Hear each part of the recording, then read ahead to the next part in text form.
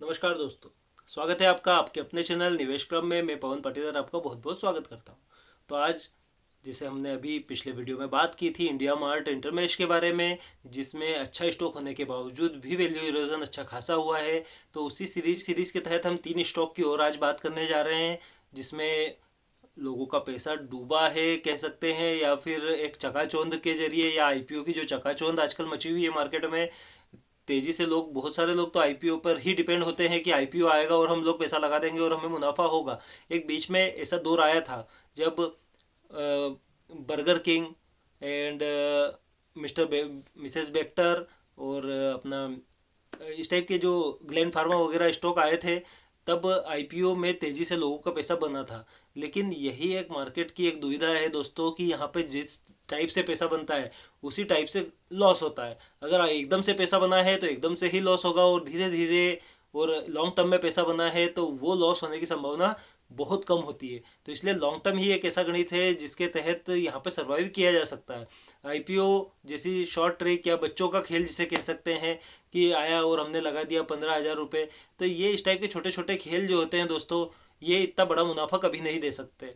आप कुछ स्टॉक में कमा लेंगे, लेकिन बहुत लंबे समय तक अपनी पूंजी को ब्लॉक करके भी बैठेंगे। जैसे बहुत सारे शेयर हैं जिनकी 3 की हम बात करने जा रहे हैं, लेकिन ऐसी सीरीज बहुत लंबी है। कल्याण ज्वेलर्स में लोगों का पैसा उलझा है, और सबसे बड़ा ब्लंडर जो रहा है अभी तक का पेटीएम, उसमें भी लोगों का पैसा उलझा है। अगर पेटीएम का फंडामेंटल थोड़ा भी देख लिया होता तो उसमें निवेश करने लायक वो कंपनी थी ही नहीं। लेकिन लगातार घाटे वाली कंपनी है और लगातार शेयर गिरता जा रहा है, लगभग 60% वैल्यू इरोजन अभी तक कर चुका है। तो ऐसे ऐसे शेयर आए हैं बीच बीच में, लेकिन अच्छे से रीड करके ही शेयर को लेना चाहिए। आईपीओ में जब आप लेते हैं तो एक उस टाइप का ये काम होता है कि एक बिना जानकारी के आप उस चीज़ को लेते हैं। डीआरएचपी के तहत आप कुछ उसमें से स्टडी थोड़ी बहुत कर लेते हैं, लेकिन एक जो बेसिक जो मार्केट जो सिखाता है सीखता है वो सब चीज़ें नहीं आ पाती। और कंपनियां भी आप देखिए, आईपीओ तभी आते हैं जब मार्केट बुलिश होता है, अदरवाइज आईपीओ की डेट बढ़ा दी जाती है। क्योंकि उन्हें ये चाहिए कि हमारा जो आईपीओ आए वो प्रीमियम पर लिस्ट हो, जितनी वैल्यू हो उससे ज़्यादा पर लिस्ट हो। मतलब स्टॉक की कोई उतनी औकात नहीं या वैल्यू नहीं होती है, लेकिन उसे ज़्यादा पर बेचने के चक्कर में ये चीज़ें होती है, और ऑफर फॉर सेल जनरली होते हैं। आप देखेंगे ज़्यादातर केस में ऑफर फॉर सेल होते हैं। तो आप इनसे बचें, ये हमारा प्रयास है। जैसे एलआईसी का आईपीओ आ रहा है, इसमें भी लोगों की बहुत उम्मीदें हैं कि एलआईसी का आईपीओ आएगा और हम निवेश कर देंगे और इसमें पैसा बनेगा। लेकिन एलआईसी के जब फंडामेंटल देखते हैं तो उस टाइप की बातें नज़र नहीं आती है। तो यहाँ पर 3 कंपनियों के हम आज टेक्निकल देखते हैं जिसमें वैल्यू इरोजन हुआ है। सबसे पहला स्टॉक है जिसमें आप देखेंगे नाइका, जिसमें शुरुआती गेन हुए थे लेकिन उसके बाद वैल्यू इरोजन हुआ। दूसरा है कार ट्रेड। कार ट्रेड में शुरू से ही लगभग लॉस होता जा रहा है और बहुत गहरा लॉस हुआ है दोस्तों। और तीसरा स्टॉक है स्टार हेल्थ। तो ये लिस्टिंग ही इसकी कम पर हुई थी। तो ऐसे 3 स्टॉक की हम बात करेंगे, और हमारा बस ये सुझाव है कि आईपीओ में इन्वेस्ट करना महज मतलब एक बच्चों का खेल मान सकते हैं आप, जिसमें मज़ा बहुत आता है, लेकिन प्रॉफिटेबिलिटी इतनी नहीं है जितनी आप सोचते हैं। इसके बाद आप, इससे अच्छा है कि लिस्ट हो जाए कंपनी और आराम से उसमें विचार करके पूरे फंडामेंटल टेक्निकल सब एनालिसिस करने के बाद ही उसमें निवेश करें। लगभग 15-20 दिन तक तो निवेश करना ही नहीं चाहिए, जब तक वो उसके स्टॉक एक स्टेबल अवस्था में नहीं आ जाए। जैसे पारस डिफेंस बहुत तेजी से बढ़ता गया लेकिन फिर गिरावट आई, तो इस टाइप से हमें एनालिसिस करना चाहिए। जैसे हम 3 स्टॉक की बात करेंगे जिससे आपको और भी फंडे क्लियर होंगे। तो यहाँ पे नाइका के टेक्निकल देख लेते हैं दोस्तों। 1085 से लेकर 1125 के प्राइस बैंड पर कंपनी का आईपीओ आया था। उसके बाद 2018 तक कंपनी का पहली लिस्टिंग हुई थी दोस्तों, लगभग 75% के प्रीमियम पर। उसके बाद यहाँ पर हम देख सकते हैं 2473 का लगभग हाई बनाया है कंपनी ने। उसके बाद 1 दिसंबर 2021 को, उसके बाद लगातार गिरावट हो रही है।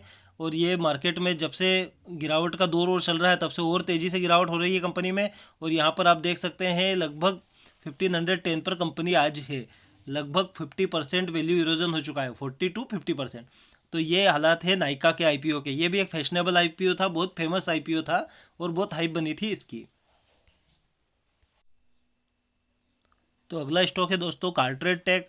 ये अगस्त 2021 में आया था आईपीओ इसका। 1585 से 1618 के प्राइस बैंड पर आया था और लगभग लिस्टिंग हुई थी इसकी 1585 के आसपास। तो यहाँ पर हम देख सकते हैं कि उसके बाद से जो तेज़ी से गिरावट आई है, तो इसका वैल्यू इरोजन कितना हुआ है, यहाँ पर 65% के आसपास वैल्यू इरोड हो चुकी है दोस्तों। तो इस टाइप के हालात है। कार्टरटेक ये भी अच्छा खासा फेमस था, 20 टाइम्स ये सब्सक्राइब हुआ था। तो ये आईपीओ में कुछ जो ड्रॉबैक्स होते हैं वो यहाँ पर देखने को मिलते हैं। कुछ आईपीओ फ़ायदा देते हैं लेकिन ज़्यादातर आईपीओ नुकसान दे रहे हैं। यहाँ पे स्टार हेल्थ की बात कर लेते हैं दोस्तों। अगला जो हमारा स्टॉक है 10 दिसंबर के आसपास इसका आईपीओ आया था। 870 से 900 रुपये का प्राइस बैंड में आया था, लेकिन लिस्टिंग ही इसकी डिस्काउंट पे हुई थी 6%। और आज हालात आप देख सकते हैं, गिरावट होते होते कंपनी 650 के आसपास ट्रेड कर रही है। तो यहाँ पर आप देख सकते हैं लगभग 35 से 40% का वैल्यू इरोजन हुआ है दोस्तों। तो आईपीओ में निवेश करना हमेशा फ़ायदेमंद नहीं होता है, इस टाइप के लॉसेस भी यहाँ पर देखने को मिलते हैं। तो देखा हमने दोस्तों तीनों स्टॉक जो तेज़ी से गिरावट होके हम पब्लिक का, आम पब्लिक का, रिटेल पब्लिक का पैसा डूबा है इन सब स्टॉक्स में। अभी इसे डूबना इसलिए नहीं कह सकते वैसे कि भाई नाइका एक ठीक कंपनी है, लेकिन 1100 के पीई पर ट्रेड कर रही है कंपनी। तो इस टाइप के पीई पर जब हम निवेश कर देते हैं बिना जानकारी के, सिर्फ एक चकाचौंध के जरिए, तो इस प्रकार की हालत होती है कि हमारा पैसा ब्लॉक हो जाता है। तो इस टाइप की चीज़ों से अवेयर रहना चाहिए। मार्केट में कंपनी को लिस्टेड होने दीजिए, लगभग 15-20 दिन, 1 महीना वेट करिए ताकि वो एक स्टेबल कंडीशन में आ जाए और एक सारी कंपनी की चीज़ें सामने आ जाए। उसके बाद उसमें निवेश अगर करना है तो कर सकते हैं। अदरवाइज इस मार्केट में इतनी कंपनियां हैं कि ज़रूरी नहीं कि एक ही कंपनी के पीछे हम पड़े रहें। जैसे कुछ अच्छे भी स्टॉक्स आए थे जो कम पर लिस्टेड हुए लेकिन बाद में ग्रोथ कर जाते हैं। जैसे टार्सन प्रोडक्ट बहुत अच्छी कंपनी है, वो नॉर्मल लिस्टिंग हुई लेकिन अब वो ग्रोथ और एक अच्छे फंडामेंटल वाली कंपनी है, आगे अच्छी ग्रोथ होगी उसमें। तो इस टाइप की फंडामेंटल देखकर और सभी मुद्दों पर पूरा एनालिसिस कर कर ही निवेश करना चाहिए, ना कि एक चकाचौंध के खेल में आप निवेश कर दें और अपना पैसे को जाम कर दें। तो मिलते हैं दोस्तों अगले वीडियो में। आपको ये जानकारी कैसी लगी? अगर अच्छी लगी हो तो लाइक कीजिएगा और हमारे चैनल को सब्सक्राइब कीजिएगा ताकि हमारा जुड़ाव आपसे बढ़ता रहे। धन्यवाद।